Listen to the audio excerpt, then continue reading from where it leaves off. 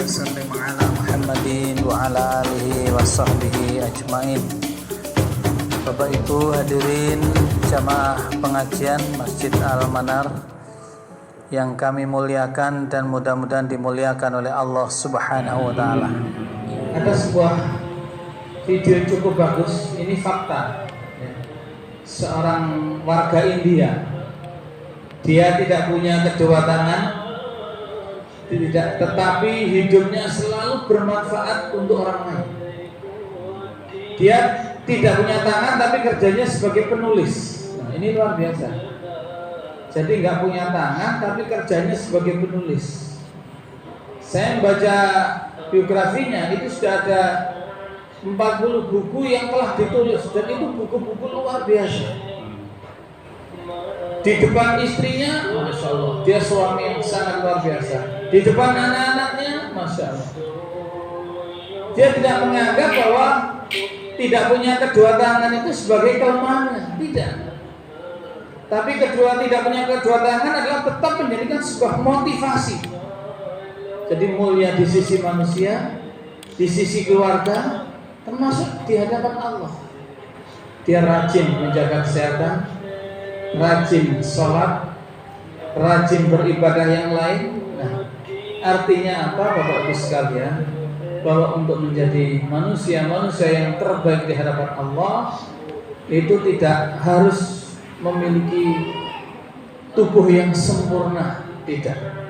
Siapapun bisa. Justru ada orang-orang yang secara fisik mungkin dia sempurna, tetapi justru di hadapan Allah dia sangat hina. Contohnya para koruptor, para pelaku tindak pidana, kriminal, itu mungkin dia sehat. Kalau bicara cerdas mungkin lebih cerdas dari kita, tetapi apa yang dilakukan adalah jauh dari nilai-nilai syariah. Biasanya orang yang tidak bersyukur itu hidupnya itu selalu dibayangi oleh harta, oleh tahta, oleh wanita. 3 hal ini.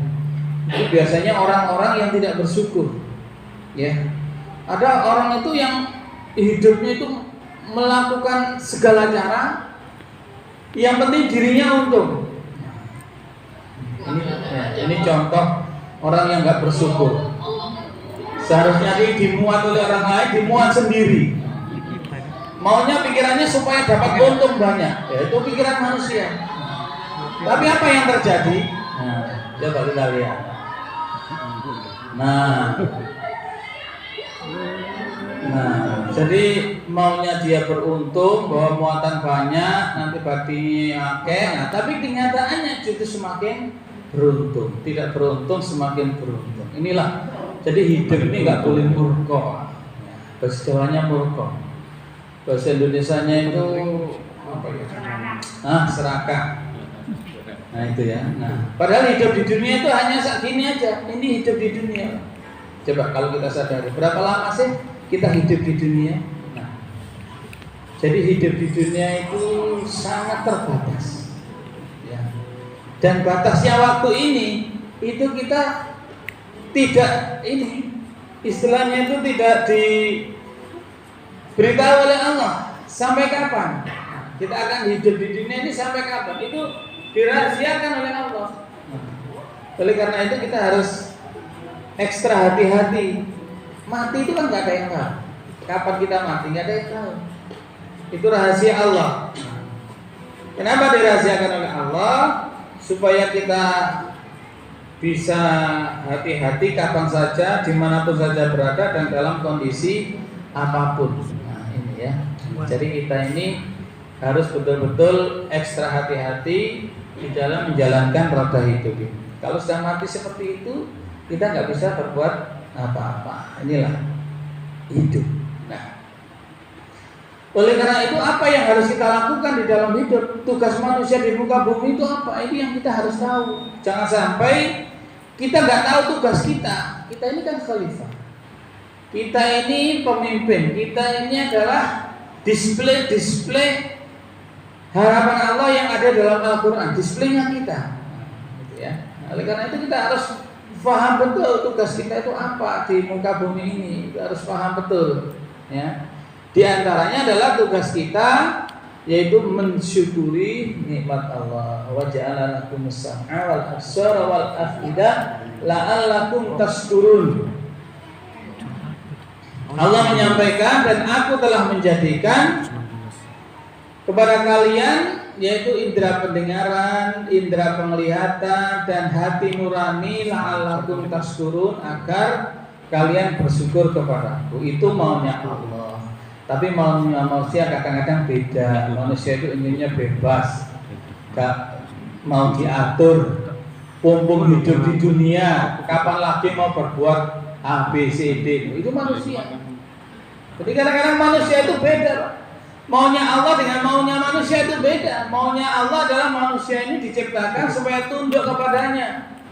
Tidak ada lain untuk menyembah kepadanya. Itu maunya Allah. Tapi maunya manusia adalah hidup sekali aja di dunia kok dibuat repot. Nah, akhirnya apa? Dia melakukan sebuah kebebasan. Padahal hidup itu beribadah, bukan yang lain. Itulah hidup. Nah, kalau kita melihat ayat ini, bahwa dan Allah mengeluarkan kamu dari perut ibumu dalam keadaan tidak mengetahui apapun. Nah, ini kan. Nah, coba. Dan Allah mengeluarkan kamu dari perut ibumu itu dalam tidak tahu apapun. Kita itu begitu dikeluarkan oleh Allah, disempurnakan oleh Allah di dalam rahim ibu kita, dilengkapi dengan banyak indera, kita kan nggak tahu. Begitu keluar, warna merah, putih, hijau, baik, tidak, bahkan bapak ibunya pun tidak tahu. Makanya kalau orang mengambil anak begitu lahir dikasihkan, itu sudah nggak tahu sama sekali, karena tidak tahu apa-apa sudah. Nah, jadi manusia ini disempurnakan oleh Allah di dalam rahim ibu dengan begitu sempurna, dari suatu zat yang sangat menjijikkan, sperma, ovum ditemukan oleh Allah menjadi segumpal darah, segumpal daging, kemudian dibentuk oleh Allah dengan sebaik-baik makhluk, ahsani taqwim, betul-betul mulia, dilengkapi dengan indera supaya manusia bisa mendengar, dilengkapi dengan mata supaya bisa melihat, diberi hati nurani oleh Allah, begitu sempurna dilahirkan. Nah, coba, makanya di sini begitu dilahirkan oleh Allah dari rahim ibu, itu diharapkan di antara indera tadi itu yang paling fungsi pertama kan telinga. Makanya disebut sam'a pertama oleh Allah. Nah, makanya di sini kadang-kadang harus mendengar suara-suara, kalimat-kalimat thayyibah, atau yang diadani, atau dibacakan takbir, tahlil, macam-macam. Intinya adalah bagaimana supaya anak ini begitu masuk ke dunia, itu yang didengar adalah kalimat-kalimat thayyibah. Nah, itu keinginan, ya. Nah, oleh karena itu, Bapak Ibu sekalian, kita di dalam setelah melahirkan, di dalam melangkahkan kaki kita, itu harus kita pastikan bahwa kita adalah orang yang baik. Dan orang yang baik itu disampaikan dalam hadis yang sangat populer, khairun nas anfa'uhum linnas. Manusia yang baik adalah manusia yang bermanfaat hidupnya bagi sesama, bagi manusia yang lain, bukan menjadi masalah. Karena ada orang yang hidup di dunia itu menjadi masalah, dilihat juga nggak enak. Ya sudahlah. Nah, bagaimana kita itu menjadi seorang muslim yang enak dilihat, enak dipandang, dan bermanfaat. Itu tujuan hidup yang sesungguhnya.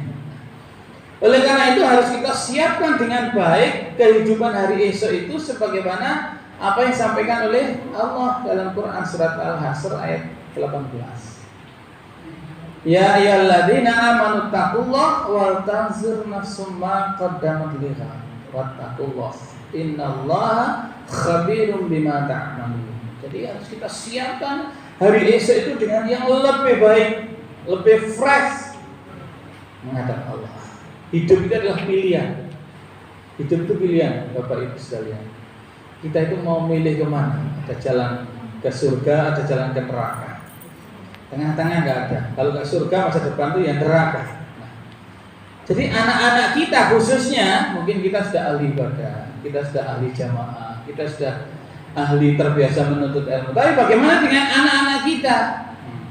Harus kita siapkan.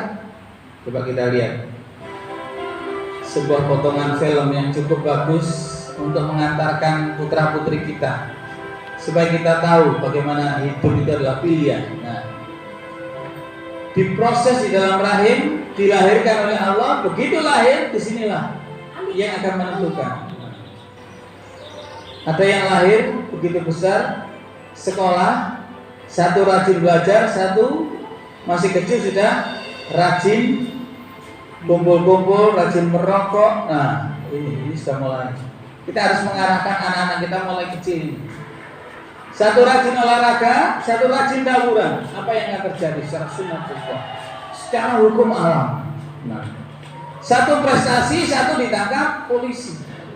Karena apa? Yang satu rajin belajar, satu rajin tawuran, minum minuman keras, narkoba. Nah, yang satu akhirnya apa? Menjadi mahasiswa kedokteran, yang satu menjadi mahasiswa di rumah sakit karena kena HIV/AIDS. Kenapa kena HIV/AIDS? Karena jarum suntik narkoba, seks bebas, semua dilakukan. Akhirnya yang satunya prestasi, menjadi wisudawan terbaik, orang tuanya gembira, senang, satunya mati sia-sia karena narkoba. Coba, ini hidup dunia.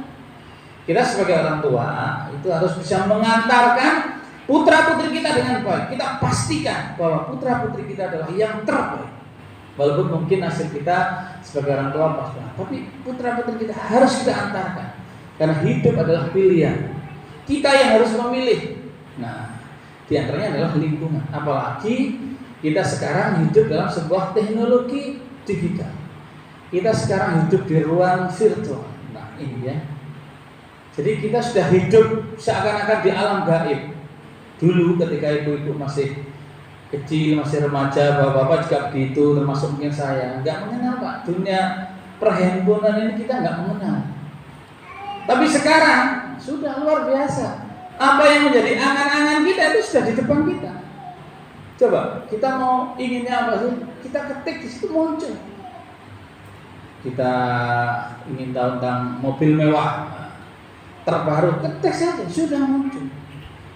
Kita berangan-angan surga, wah itu ada gambar-gambarannya. Seakan-akan apa? Kita hidup dalam dunia gaib, tapi di depan kita. Kalau dulu saya kesini dari Surabaya nggak terlalu susah, karena apa? Sekarang ada yang namanya Google. Nah, sudah, saya pasang di depan, driver ikuti saja sampai. Terus nggak usah turun-turun tanya-tanya meskipun hujan deras. Ada yang menunjukkan. Kalau dulu ada hal seperti itu kan sudah gaib, nah, sekarang menjadi nyata. Itulah perkembangan teknologi. Kita yang tidak menggunakan teknologi akan ketinggalan. Kita sebagai mungkin pekerja transportasi di kecil-kecilan becak misalnya. Kalau di kota-kota itu becak di Surabaya tempat saya itu nggak punya HP, nggak punya penumpang. Karena apa? Karena ibu-ibu perumahan-perumahan itu sudah pesennya sudah lewat WA. Tahu WA-nya Pak tukang beca, Pak Min, Pak Jan, Pak Lang, tahu semua. Nah, Pak dijemput ya, blok ini, oh siap. Kan sudah budaya malas kan luar biasa ya. Nggak mau jalan sedikit, nah gojek apa sudah. Lah tukang beca kalau nggak punya itu nongkrong di jalan nggak dapat penumpang. Karena apa? Teknologi, tuntutan teknologi. Kalau tidak akan tergeser. Ibu-ibu tani ya ke sawah ya, ke ladangnya pesan pupuk, pesan apa sudah cukup, pesan tokonya suruh ngirim sudah dikirim. Nah, toko yang nggak bisa melayani seperti itu juga akan tergeser dengan sendirinya, termasuk dakwah ini. Kita harus menggunakan teknologi. Nah, jadi sudah banyak sekarang ini orang-orang yang memanfaatkan teknologi. Nah, tapi kalau kita tidak bisa memanfaatkan dengan baik, maka teknologi akan menjadi mesin pemusnah akhlak. Saya kemarin ceramah di Gubernuran, ya, Bu WKK. Saya beri judul mesin mewaspadai teknologi mesin pemusnah akhlak. Banyak yang bertanya. Padahal ceramahnya itu saja sebenarnya. Ya masalah-masalah seperti ini memang betul. Kalau kita rasakan teknologi itu kalau kita tidak bisa menggunakan dengan baik akan menjadi mesin pemusnah akhlak yang sangat luar biasa. Bukan orang besar Pak sekarang, anak-anak kecil, anak bayi pun kalau orang tua nggak awas sudah akan bisa kecanduan. Makanya orang tua harus bisa menempatkan diri dalam menggunakan gadget itu. Kalau enggak, wah sudah. Sudah ini rawan, Pak. Jadi kalau kita tidak gunakan tahu istilahnya itu tahu tempat lah. Itu sudah akan menjadi korban anak-anak kita itu terhadap masalah dunia pergadgetan seperti ini. Ini perkembangan teknologi yang ada yang kita harus betul-betul mewaspadai dengan baik. Karena apa? Nah, di sini kita lihat pengaruh gadget dalam membentuk karakter masa depan anak. Kira-kira di mana pengaruhnya? Memang ketika bicara masalah pengaruh itu hanya ada dua. Kalau tidak positif, ya negatif. Itu saja. Kalau tidak manfaat, ya madarat. Nah, disinilah kita diberi otak oleh Allah, diberi hati nurani oleh Allah, supaya bisa membedakan yang baik dan yang buruk, yang hak dan yang hak. Nah, sekarang kan banyak istilah hak hak. Hak itu baik, kebenaran yang datang dari Allah. Kalau hak itu benar menurut dia yang membuat, tapi salah dalam realitas, dalam kenyataan. Nah, itu. Hanya kita harus bisa membedakan antara yang hak dan yang hak, yang benar dan yang salah. Ini ya. Nah, saya ibaratkan bahwa gadget itu seperti pisau. Ya. Pisau ini tergantung bagaimana kita menggunakan. Kalau pisau ini kita gunakan untuk motong ayam, dari yang haram menjadi halal. Kita gunakan motong kambing, motong kerbau, motong sapi, dari yang dilarang menjadi yang diperintahkan. Termasuk gadget ini tergantung kita. Mau kita buat gorok apa ini? Kalau kita buat gorok manusia, ya sudah. Bukan hanya dipenjara di dunia, tapi di akhirat pun juga akan dipenjara oleh Allah. Karena apa? Kita sewenang-wenang di dalam menggunakan teknologi ini. Nah, oleh karena itu ketika kita menggunakan teknologi, ya Bapak Ibu semuanya, mari kita pastikan bahwa informasi yang kita cari adalah informasi yang bermanfaat. Apa alat ukurnya? Nanti kita bahas ya. Nah, yang kedua kita pastikan saring sebelum sharing. Disaring dulu. Berita masuk dari grup-grup kita, dari reuni-reuni kita, dari jamaah kita, di masjid kita saring dulu. Ini kalau berita ini saya share, pasti orang lain akan gelisah. Ya sudah, nggak usah di-share. Kalau ini saya share pasti menjadi gundah, menjadi tambah ramai, menjadi tambah. Sudah cukup di HP kita, wes nggak usah di-share, dihapus saja. Tapi kalau kita dapat sesuatu kiriman, share dari teman, dari siapapun, wah ini berita bagus, bisa meningkatkan iman, bisa menambah wawasan kita, anak-anak kita, sudah kita share. Nah, itu artinya saring sebelum sharing. Kita saring dulu, karena kita diberi kecerdasan oleh Allah. Secara sunatullah, hukum alam pasti bisa membedakan antara yang benar dan yang salah. Dan yang paling penting, kita pastikan bahwa kita bermedsos itu harus dibingkai dengan yang namanya akhlakul karimah. Nah ini, karena sebenarnya tujuan hidup itu kan ini. Bahkan tujuan Allah menurunkan manusia yang terbaik, Rasulullah Muhammad SAW adalah sebagai uswatun hasanah, sebagai contoh perilaku, gaya hidup, pola tingkah. Termasuk kita dalam bermedsos, ya. Nah, itu harus kita pastikan kita bingkai frame diri kita dengan akhlak dulu, ya. Jadi kita depankan. Nah, mungkin ada pertanyaan, kenapa harus saring sebelum sharing? Jawabannya ini, karena tidak semua informasi itu benar, tidak semua. Nah, jadi tidak semua informasi itu adalah benar. Kita perhatikan sebuah ayat Allah ini. Di sini disampaikan bahwa orang-orang yang beriman itu harus hati-hati terhadap berita-berita yang dibawa oleh orang fasik. Orang fasik itu orang yang hobi melakukan dosa, tapi dia masih ibadah, tapi hobi melakukan dosa. Nah, itu ya. Suka menyebar berita hoax, berita tidak benar, berita yang meresahkan, berita yang membuat orang lain, nah itu suka. Nah itu bagian daripada ini. Nah kita harus hati-hati. Nah, yang kedua, kenapa informasi yang kita cari harus yang bermanfaat? Nah ini yang kedua. Nah, karena apa yang kita lakukan itu adalah dalam pengawasan Allah, termasuk bergadget ria. Innallaha la yakhfa 'alaihi syai'un fil ardi wala fis sama. Walladzi yusawwirukum fil arhami kaifa yasha. Jadi sungguhnya manusia itu di atas bumi Allah. Kita ini kan hidup di atas bumi Allah, hidup di bawah langit Allah. Nah, ini kita harus merasa diawasi oleh Allah, dan memang diawasi oleh Allah. CCTV Allah jalan. Nah, saya sekarang direkam streaming. Orang akan melihat saya, rekaman saya ini ketika di-share, tapi sebatas merekam. CCTV juga begitu, diawasi sebatas yang bisa tersorot. Karena apa? Ini buatan manusia. Tapi kalau CCTV Allah yang namanya Raqib dan Atid, itu mampu mengawasi kita, merekam kita baik dalam kondisi terang, kondisi gelap, hujan, panas, terekam dengan sempurna. Sehingga ketika di yaumul hisab nanti, maka manusia nggak bisa berkutik lagi menghadapi malaikat-malaikat Allah. Kita mau berbohong apa? Mau disetelkan CCTV kita di dunia. Loh, sudah jelas.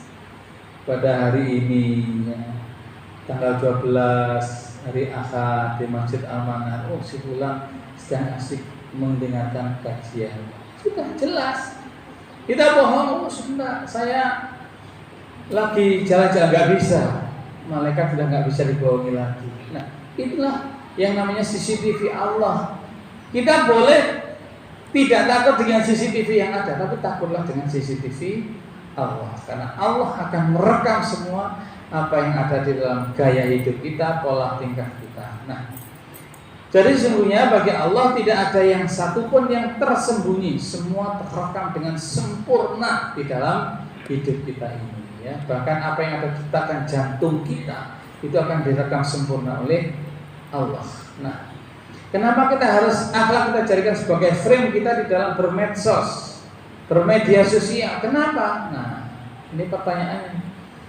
Karena seorang muslim itu adalah display dari Islam rahmatan lil alamin.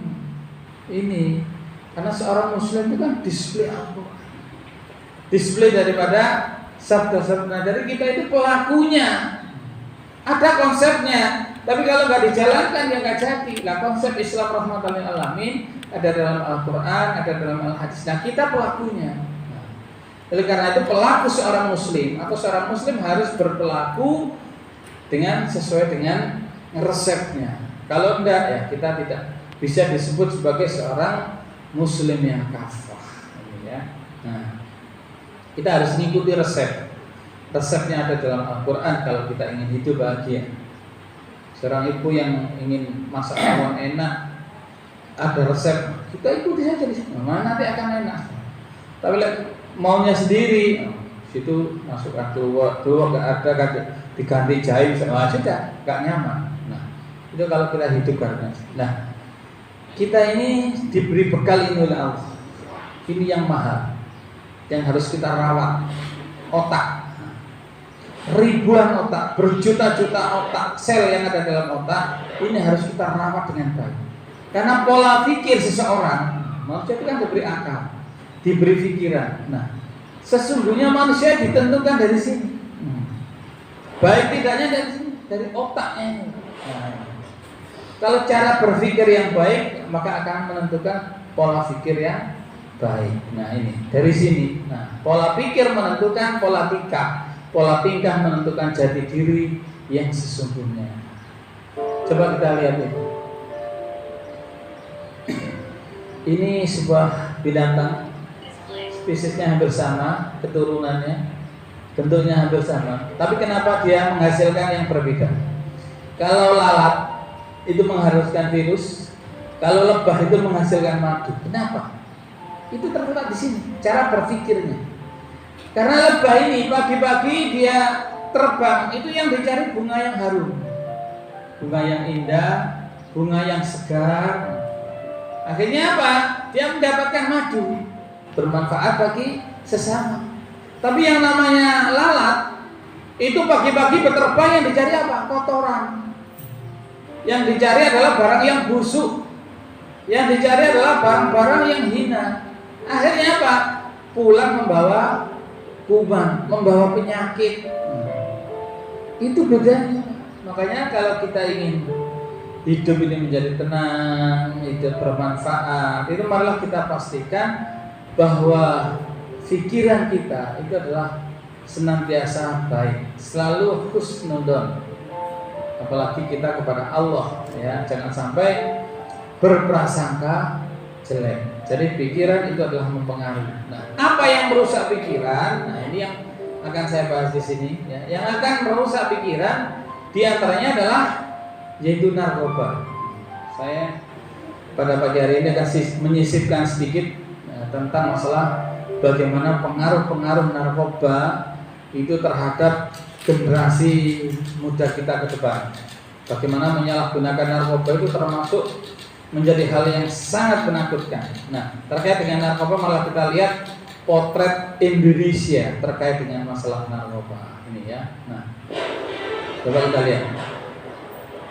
Indonesia kini menjadi target sindikat narkoba Nah, internasional. Ini Indonesia itu sekarang sudah menjadi target sindikat narkoba.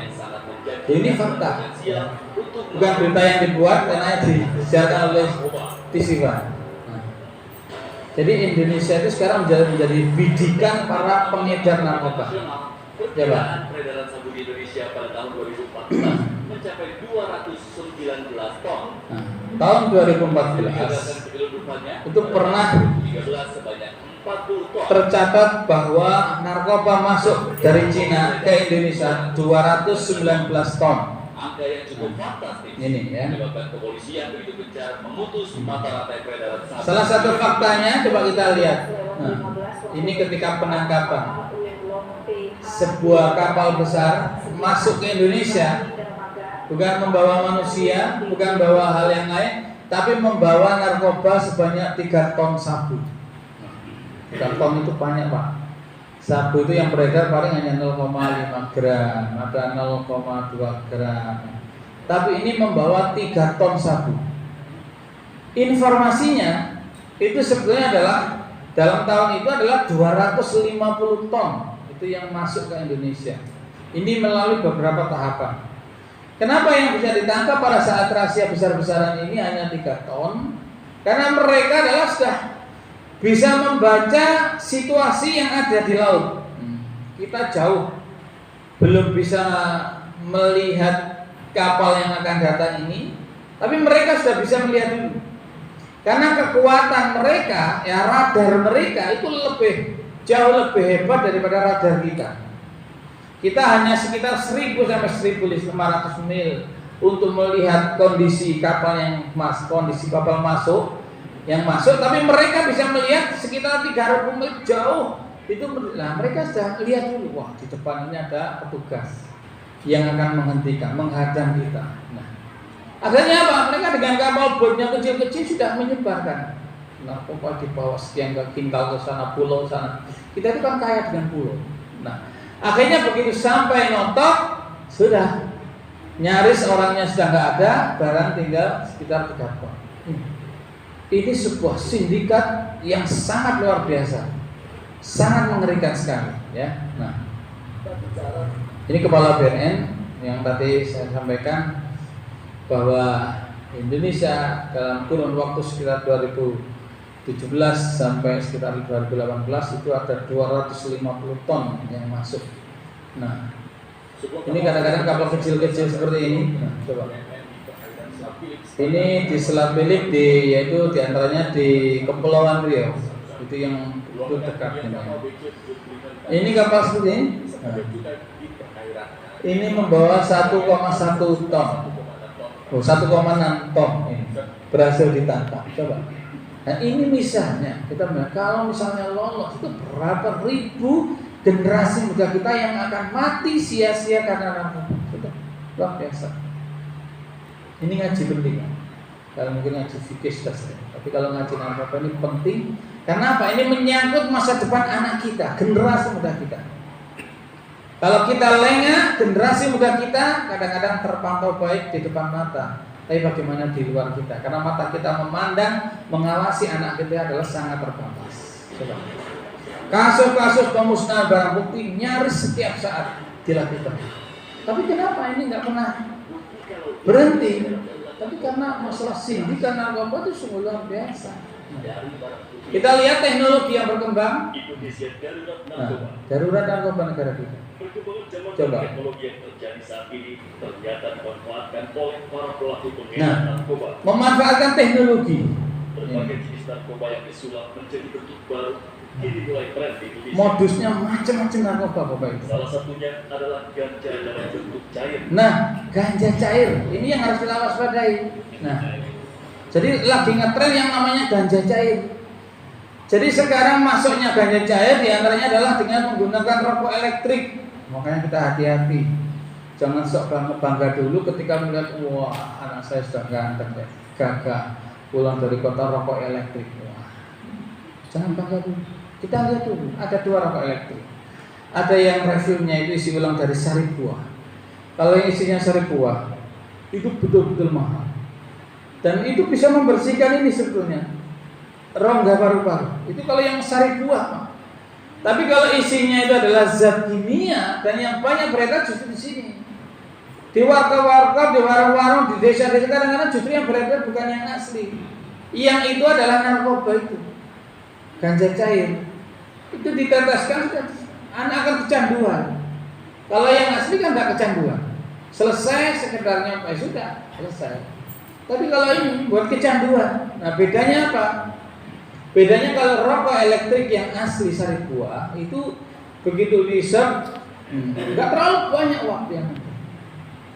Nah, tapi di sini ketika ditempelkan ke tangan akan seperti menjadi embun, menjadi cair, netes. Tapi kalau yang palsu biasanya adalah akan kekuning-kuningan, kehitam-hitaman melekat di sini.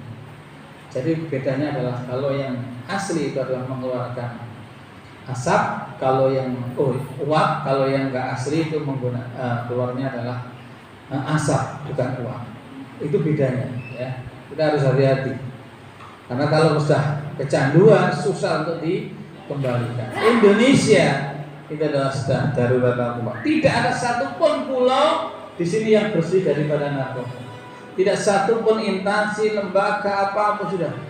Karena narkoba adalah sebuah gerakan sindikat, bukan hanya sekedar bicara bisnis, tapi narkoba adalah bicara perang untuk menghancurkan sebuah bangsa.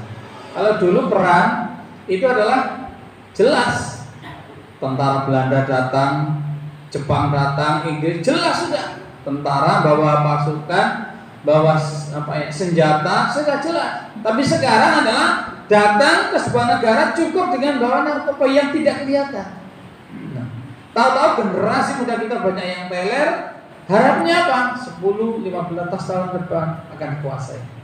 Kalau sudah dikuasai, maka akan dinidam-bubukkan kita sebagai warga negara. Inilah yang berbahaya. Oleh karena itu kita harus melakukan sesuatu, nggak boleh diam. Nah, kita lihat narkoba, sesungguhnya itu apa? Nah, jadi narkoba itu kalau disalahgunakan, itu akan merusak sistem tubuh, mulai dari kepala sampai kaki. Nggak ada yang lewat. Itu narkoba. Dasarnya di situ. Suatu zat yang kelihatannya biasa-biasa saja.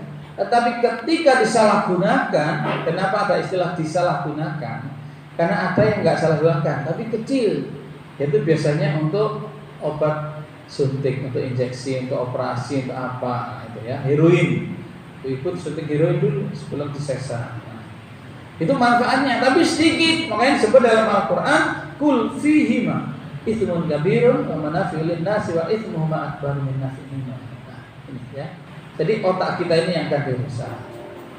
Tidak ada satu pun organ tubuh yang bisa lepas dari narkoba ini, ya.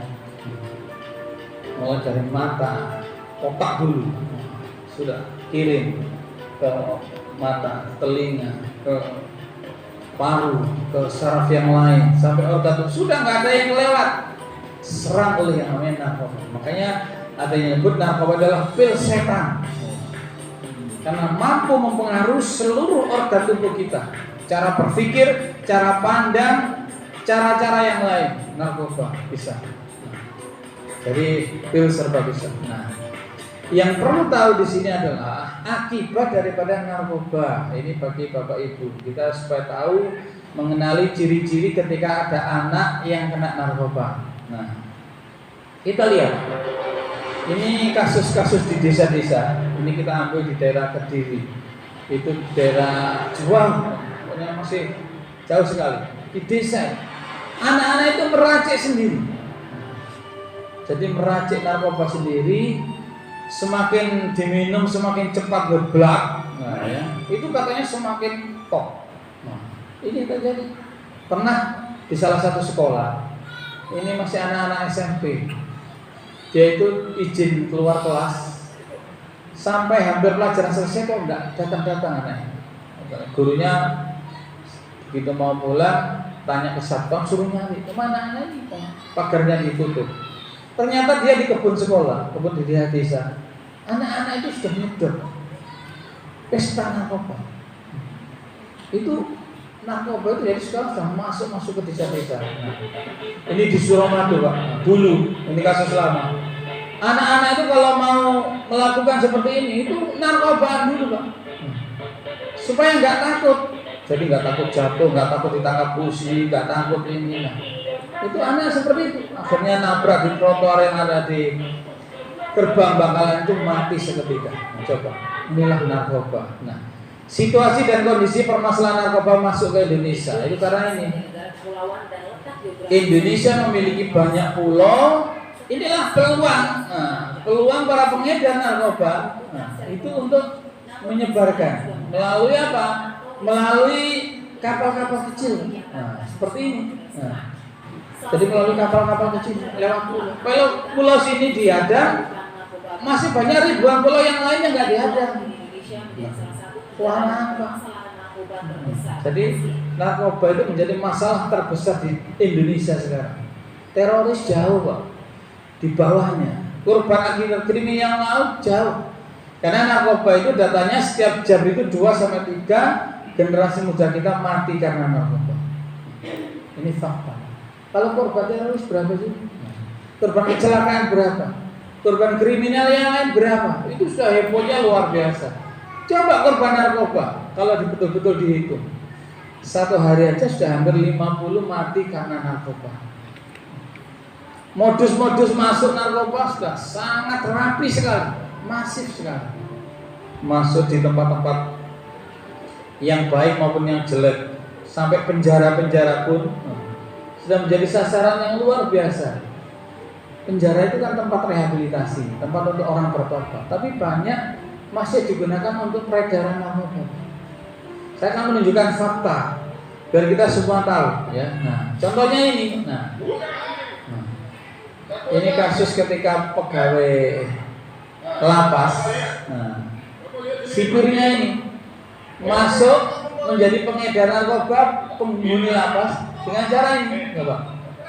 Nah, ini. Nah, ini. Nah, ini petugas sendiri. Ini petugasnya sendiri sebagai pengedar. Nah, dimasukkan ini kopi kapal api. Nah, coba. Ini ketika mencoba. Nah, petugas kita masuk pun susah Pak, di penjara itu. Jangan dikira gampang. Masuk butuh waktu lama. Nah, direntengi seperti ini. Nanti kita panggil kepala lapas semuanya. Nah, tapi mencari petugas yang tegas seperti ini tidak gampang. Kalau ada petugas yang seperti ini itu baru acung jempol. Nah, ini kita panggil semua para pejabat lapas, dan sudah nggak bisa berbohong lagi. Nah, jadi kesimpulannya kalau kita lihat bahwa keterlibatan aparatur sendiri luar biasa, baik itu di Becukai, polisi, jaksa, hakim, sipir lapas, tentara, politisi, nyaris sempurna yang namanya peredaran narkoba di negeri kita. Oleh karena itu harus melalui pengajian-pengajian seperti ini disosialisasikan tentang bahaya narkoba. Nggak bisanya di lapas-lapas, di anak-anak jalan, nggak bisa. Harus orang baik ini kita amankan dulu, kita beri benteng dulu supaya anak-anaknya tidak sampai kecanduan, tidak sampai kena. Kalau kita menganggap itu urusan anak nakal, nah ini yang rawan, Pak. Kalau anggapan kita narkoba itu hanya urusan anak nakal, rawan. Kenapa? Karena bisa jadi menyerang siapapun. Nanti saya tunjukkan orang baik-baik, alim, ahli ibadah disikat narkoba. Nah, ini contoh peredaran narkoba. Ini salah satu apotek terbesar di Surabaya. Dia itu ternyata sebagai pendistribusi juga prekursor. Mungkin ada petugas kesehatan di sini tahu prekursor ya. Prekursor itu termasuk bahan-bahan untuk ini yang digunakan mencampur obat-obatan itu. Termasuk ini dalam membuat narkoba itu biasanya ada campuran ini. Akhirnya kita turun. Ini kebetulan saya yang turun karena saya itu lama bertugas di Badan Narkotika Nasional, hampir 13 tahun. Tapi saya spesifikasi saya adalah sebagai instruktur alat narkoba, alat rahasia, namanya Al-Fasik tadi. Itu spesifikasi saya di situ. Nah, contohnya ini ketika saya turun. Ini di sebuah kapal di atas laut, di Perak sana, di ujung. Di atas kapal ini, begitu kapal sudah jalan, kita rahasia. Kenapa? Ada informasi bahwa di kapal ini sering terjadi peredaran narkoba. Ini saya menjalankan dengan bawa alat namanya Al-Fasik ini, Pak. Alatnya saat ini ada antennya, setengah meter itu. Ini akan nyari alat ini. Siapa yang bawa? Jadi saya kalau terjun menggunakan alat ini, bertugas dengan alat ini, maka nggak usah diberitahu, Pak. Oh, itu loh yang bawa. Nggak usah begitu, ya. Tapi alat ini mampu mendeteksi. Coba. Akhirnya apa? Alat ini menunjuk ke sini. Ya. Nah, ini anak-anak SMP, Pak. Pamitnya sekolah, bawa tas. Tapi ternyata tasnya ini tidak berisi buku, tapi berisi baju. Yang di dalam baju itu adalah ada narkoba. Nah, ini saya tunjukkan fakta, Pak. Jadi bukan informasi bohong. Karena saya termasuk pelaku. Di dalam adalah sebagai yang langsung terjun. Nah, ini contoh. Jadi masalah-masalah narkoba sudah seperti ini. Ya. Nah, kita lihat lagi penjahat-penjahat narkoba, Pak. Ini adalah orang Afrika, Nigeria. Nah, ini membawa kapsul-kapsul besar ini, Pak. Sekitar 81 kapsul itu dimasukkan ke dalam perutnya. Jadi ditelan. Nanti begitu sampai ke Indonesia, ke Surabaya, ke hotel, di hotel dia minum cairan zat kimia namanya amilamin. Akhirnya dia kayak orang mulus. Kapsulnya ini masih utuh. Diracik, Pak. Itu sudah antri, generasi muda itu sudah berbulan-bulan nyelengi antri. Nanti tanggal sekian ada barang datang. Oh, itu tahu, Pak. Jaringannya itu sudah luar biasa narkoba itu. Jadi nanti jam sekian ada barang datang. Oh, sudah urunan anak-anak beli narkoba. Coba, kan ngeri kalau sudah seperti ini. Termasuk ini dari Afghanistan, dari Timur Tengah. Ini sebenarnya datang dia itu pakai jubah, pokoknya sudah kalau kita melihat sudah kayak Habib lah, melihat ya. Tapi ternyata apa? Ternyata dia adalah pengedar kelas kakap. Dia awalnya dia ketahuan, masuk dan ketahuan, tapi begitu di bandara dia itu sempat pingsan karena ternyata salah satu kapsul yang di perutnya itu meletus satu. Begitu dilihat diperiksa loh, kok isinya sak perut besar itu ternyata narkoba, kapsul semua. Yang diperiksa ternyata adalah narkoba. Nah, termasuk ini pengiriman dari Aceh ke Bali. Nah, ini kontainer besar ini. Jadi dia itu mengirim 3 kuintal ganja. Ganja itu kan ringan, Pak. Jadi 3 kuintal itu sudah hampir setengah kontainer. Ini informasi A1 kita hadang. Begitu dihadang, dibuka itu kosong, Pak. Ternyata modusnya diparuh itu. Kontainer panjang diparuh, separuhnya lagi ada tripleknya. Ternyata dibuka lagi isinya seperti ini. Ini setiap hari lewat situ Bondo ini, Pak. Kalau ke arah ke Bali kan mesti lewat Sumberang. Dan kelihatan misalnya nepis sedikit, pura-pura istirahat, pura-pura makan. Nah, itu kadang-kadang sudah ada transaksi. Ada yang mengambil sekian, diturunkan itu. Karena bukanya bukan dari belakang, tapi dari belakang sumber ini. Nah, jadi bisa ngambilnya dari situ. Dari belakang dibuka kosong, Pak, kayak kontainer kosong, nggak bermuatan. Tapi begitu dari belakang itu ada pintunya untuk mengambil itu, gecer, Pak. Nanti berhenti di sana, ada yang sedang ngambil, di sana ada yang ngambil. Nah, Masalahnya itu pengambil dengan yang pesen itu tidak saling kenal, jaringan terputus. Makanya dengan adanya Gojek, dengan apa ini juga peluang kadang-kadang kalau kita nggak hati-hati gitu. Makanya kita harus hati-hati kadang-kadang menerima paket yang nggak dikenal, hati-hati ya. Nah, termasuk ini adalah sindikat dari Cina. Itu 4 wanita ini, satu kulit hitam, itu punya keahlian secara khusus sebagai pengedar, pembawa heroin kelas 1. Heroin kelas 1 itu bisa dikatakan sabu origin, katanya orang-orang sebut itu beda dengan istilah di kesehatan nyebutnya. Kalau barang orgi itu berarti betul-betul orsinil, betul-betul sabu berkualitas heroin. Nah, itu orgi. Oh, ada orgi datang. Ternyata apa? Ternyata wanita ini membawa barang ini. Barang ini kayak pelembungan, nggak begitu besar, kimia. Itu diisi heroin. Nah, ini dites. Begitu dites warnanya biru berarti asli. Isinya adalah heroin. Membawanya, mohon maaf ya, itu dimasukkan ke kemaluannya. Jadi susah, Pak. Geledahnya itu susah tugas. Bayangkan resikonya tinggi, Pak. Ini 3 kali lolos. Informasi A1. Kapal Boeing sekian dari Cina ada pembawa narkoba. Indonesia sudah, petugas siap digeledah, gagal. Mulai dari di koper, di badan, mohon maaf, sampai di telanjang gagal. Karena biasanya banyaklah selempitan-selempitan itu ya.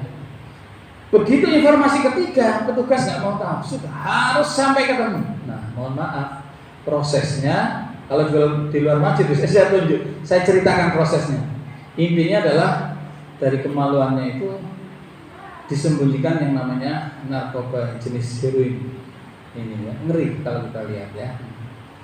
Bapak-bapak nggak usah bayangkan ya pengelpok nol ngetok nol terlalu jauh ya, nanti nggak jadi ngaji. Ini juga begitu. Ini impor buah segar dari luar. Sekarang buah segar kan luar biasa, Pak. Negeri kita ini negeri yang subur, makmur. Dibayangkan gemarifah Jinawi, tetapi banyak urusan dengan masalah seperti ini justru masih impor. Nah, ini dimanfaatkan ya. Dimanfaatkan oleh pengedar-pengedar untuk menyelundupkan. Contohnya ini nanas masih utuh, Pak. Tapi dibuka isinya bukan nanas sudah. Sabu yang sudah dibekukan. Nah, coba. Kok bisa? Ya bisa. Ini kenyataannya begitu. Jadi begitu rapinya yang namanya pengedar narkoba itu membawa narkoba ke Indonesia, menyelundupkan narkoba itu begitu rapi, sangat luar biasa. Datangkan kayu-kayu dari India, kayu-kayu yang sulit digergaji itu apa namanya itu yang mahal di India adanya. Nah, ternyata dia memanfaatkan ini gelondongan kayu besar ini, di dalamnya itu sudah kosong. Nah, itu diisi rokok ilegal, narkoba dan jenis-jenis yang lain. Coba. Inilah kejahatan-kejahatan yang sangat luar biasa yang kita itu mendapatkan imbasnya, anak-anak kita, generasi muda kita. Nah, pintu masuknya tadi itu merokok. Jangan sampai diberi kesempatan merokok untuk anak-anak kita ya. Nah, ini contoh modus-modus kejahatan yang sudah berteknologi high class, istilahnya kelas tinggi. Nah, ini juga pernah kasus yang sangat menghebohkan, kasus reklamasi di Jakarta yang ditutup oleh Anies Baswedan itu. Kenapa? Karena proyek ini ternyata pada saat itu proyek yang menggunakan laut diuruk itu. Nah, itu kan membutuhkan pemancang baja yang luar biasa. Ini mendatangkan dari luar, ternyata dimanfaatkan juga oleh pengedar untuk bawa narkoba di dalamnya. Jadi luar biasa. Kalau sudah berbicara kejahatan narkoba itu sudah ngeri ya. Bahkan ada yang memanfaatkan kecil-kecilan di bulan Ramadan beberapa yang lalu. Itu bulan Ramadan itu datang ke musola, masjid ke masjid, bawa Al-Quran, ikut tadarus, tapi ternyata Al-Quran yang dibawa itu sudah diselipi ini. Diberikan Pak gratis, ini adalah vitamin. Wah, kalau minum ini Bapak pasti akan sudah mau semalam tadarus gak akan capek. Karena Pak memang satu orang nyabu itu kan gak punya capek, Pak. Dianggap vitamin top gratis. 2 hari 3 hari gak muncul. Orang pada kepingin, siapa nih orang itu datang lagi ya, mau beli vitaminnya. Nah, barulah dia mulai beli. Ketika sudah mulai balik, akhirnya kecanduan. Itu bicara tadarus, bicara hubungan suami istri. Jangan tanya. Nah itu akhirnya ke situ larinya ya. Nah pernah ada sebuah pondok. Pondok itu kan enggak gitu selektif Pak ya. Itu dari Jakarta ke santri Pak. Nah, saya nggak nyebut pondoknya karena nggak jauh juga. Ya. Akhirnya apa? Diterima di situ. Padahal anak ini sebenarnya adalah salah satunya pelaku narkoba. Orang tuanya sudah nggak kuat, dipondokkan anaknya orang kaya. Nah, akhirnya apa? Dia datang ke pondok, begitu di pondok sambut dengan baik. Wah, sudah banyak teman. Akhirnya apa? Aksinya mulai jalan. Narkoba itu pintar. Cara-cara aksinya itu pintar. Dia mendekati Gusnya. Gusnya itu anak. Ya anak pimpinan pondok. Gusnya dekat. Gus, saya punya vitamin bagus khusus untuk Gus saya beri Gus. Akhirnya Gusnya merasakan, kok kayak seger. Nah, tidak tahu dia kalau dia itu adalah sapi. Sampai semalaman dia biasanya itu paling mendampingi anak-anak tadarus, katamu itu setengah jam, 2 jam, 3 jam selesai sampai pagi kuat. Akhirnya Gusnya ini bilang kepada abahnya diberi. Nah, akhirnya apa? Terjadilah perputaran peredaran narkoba di sebuah pondok. Nah, inilah permasalahan sindikat. Ini kasus lama kalau ini, tapi sangat ngeri bahwa orang pengedar narkoba itu sudah tidak berawas. Sebuah bayi masih hidup dibelah organ tubuhnya, 2 kg heroin dimasukkan di bawah. Siapa yang mau menangkap bayi? Bayi kan nggak harus lewat ekstri, ya. Kalau bawa barang lain kan harus lewat ekstri, ya. Nah ini enggak, supaya aman. Tapi akhirnya apa? Atas petunjuk Allah lolos. Nah, oleh karena itu kita harus tahu pintu masuknya supaya anak-anak kita tidak sampai ke sana. Ini pintu masuknya ya. Ini tadi sudah saya sampaikan. Saya kira ini kemudian apa ya? Karena waktu juga ya.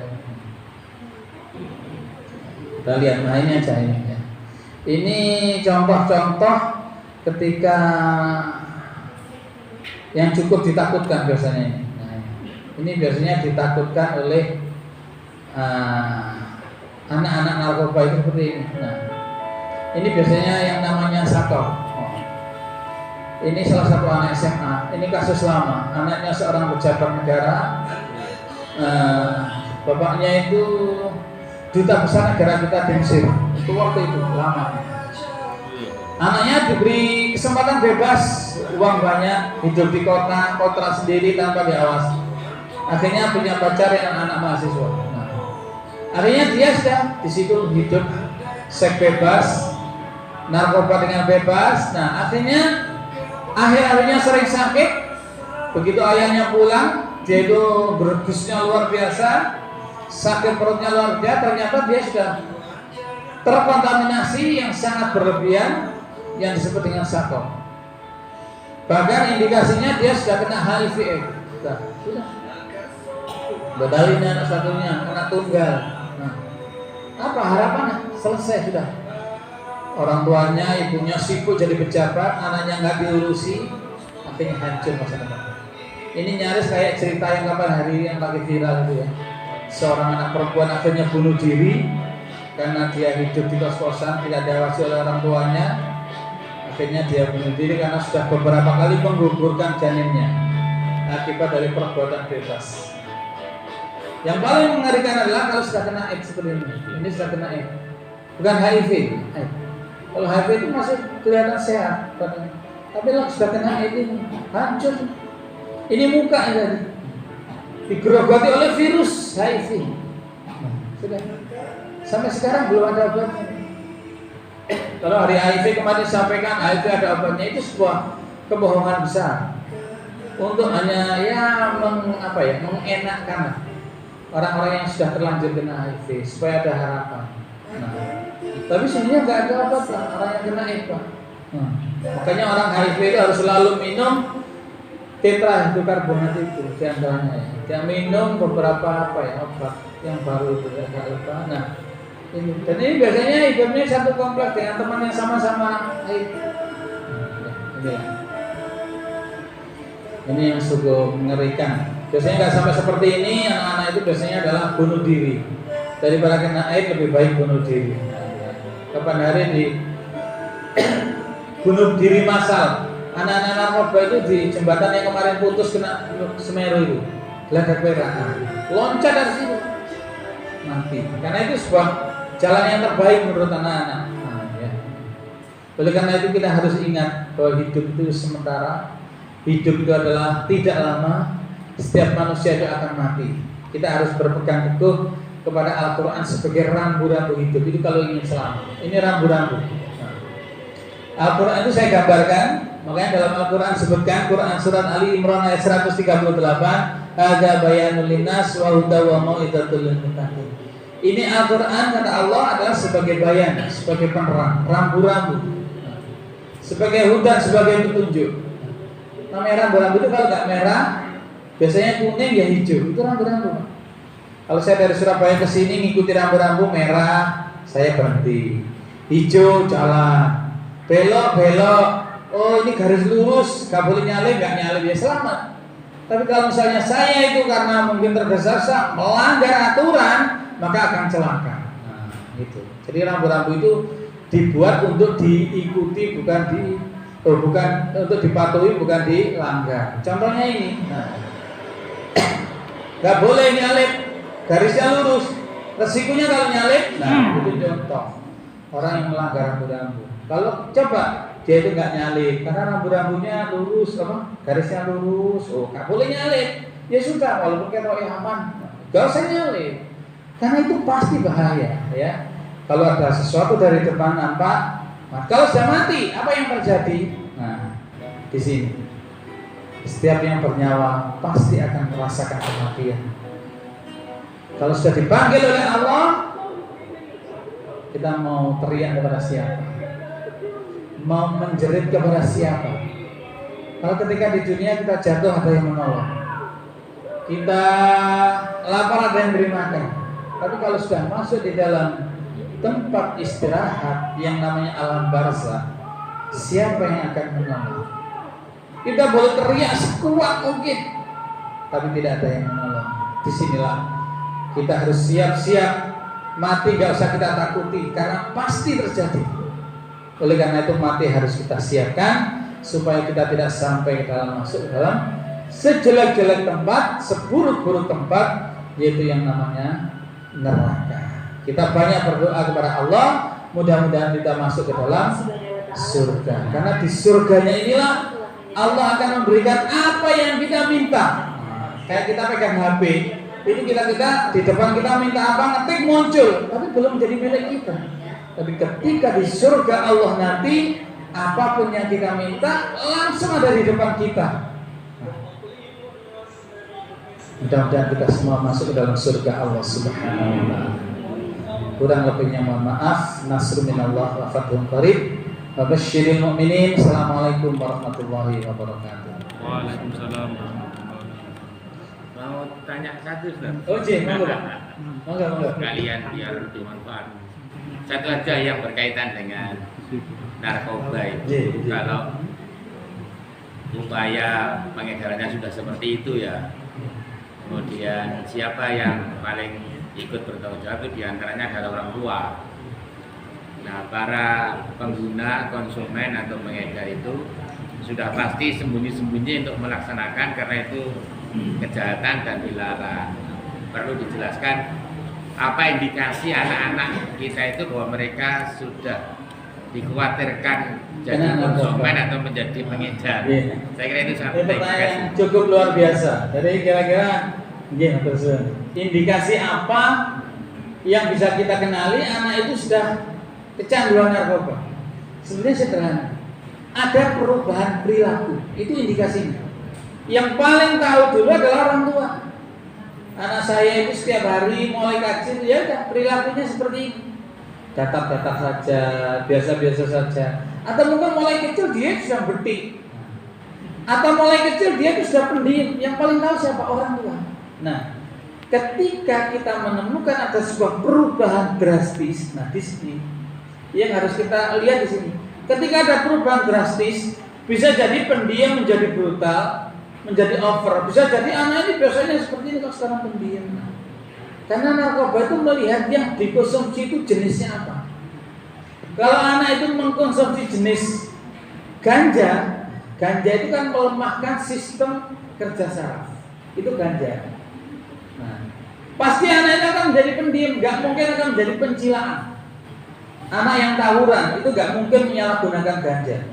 Mohon maaf, anak-anak yang mau mempunyai yang merkosa misalnya itu nggak mungkin ganja.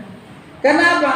Pengguna ganja itu mesti adalah melemahkan saraf dan lemes badannya. Makanya dia cari hidup tenang, enak tidur, diperapat. Anak-anak pang, anak-anak pang saya itu kan sebagai ketua lembaga dakwah khusus Muhammadiyah. Itu tugasnya adalah meramut anak-anak ini juga. Anak pang, anak pang itu rata-rata laki perempuan kumpul, walaupun potongannya seperti itu pang. Kalau sudah pakai dinas, tahu ya pakai dinas pang ya. Melarang ini, waduh, sudah rompinya kasar. Itu walaupun kumpul laki perempuan rata-rata nggak akan berhubungan.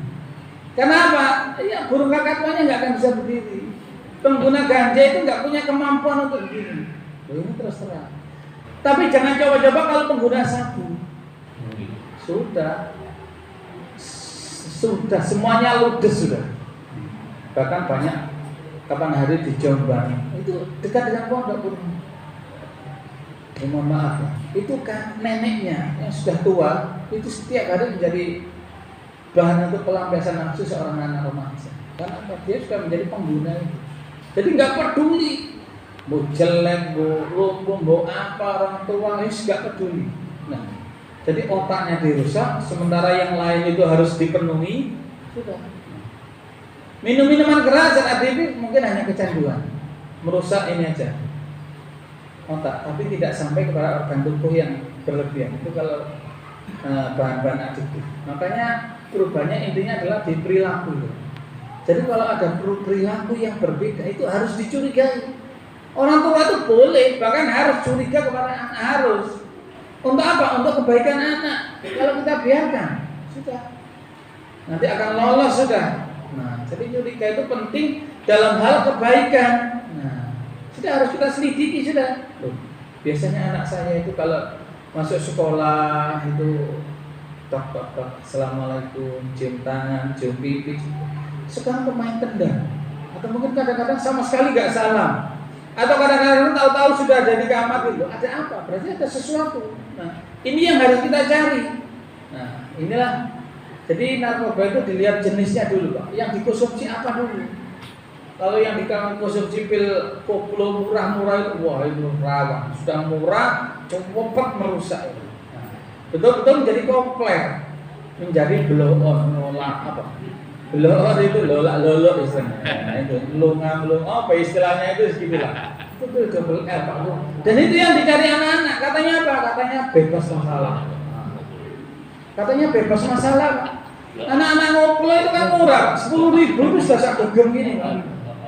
Kalau malam minggu kadang-kadang di warkop di pinggir jalan itu pil koplo sudah 10.000 sak gegem. Konsumsi nanti sudah ngoplo, Pak, betul-betul komplek.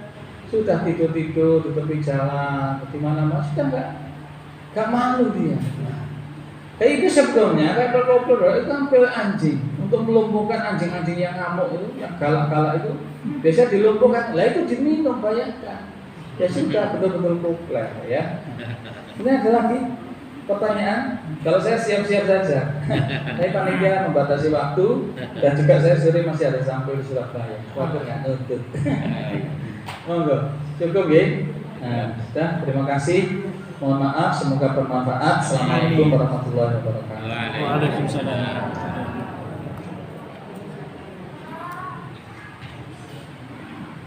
Bapak-Ibu sekalian, demikian tadi yang disampaikan oleh Ustadz Muhammad Arifin MAG dari Surabaya. Mudah-mudahan apa yang telah kita ikuti kajian pada pagi hari ini bermanfaat dan insya Allah akan betul-betul bisa kita upayakan untuk mencegah keluarga kita dari terjaring ke kasus narkoba tadi.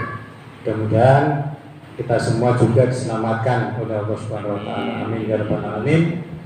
Kurang lebihnya kami sebagai pengacara mohon maaf dan kita akhiri pada kesempatan kali ini dengan membaca hamdalah bersama-sama.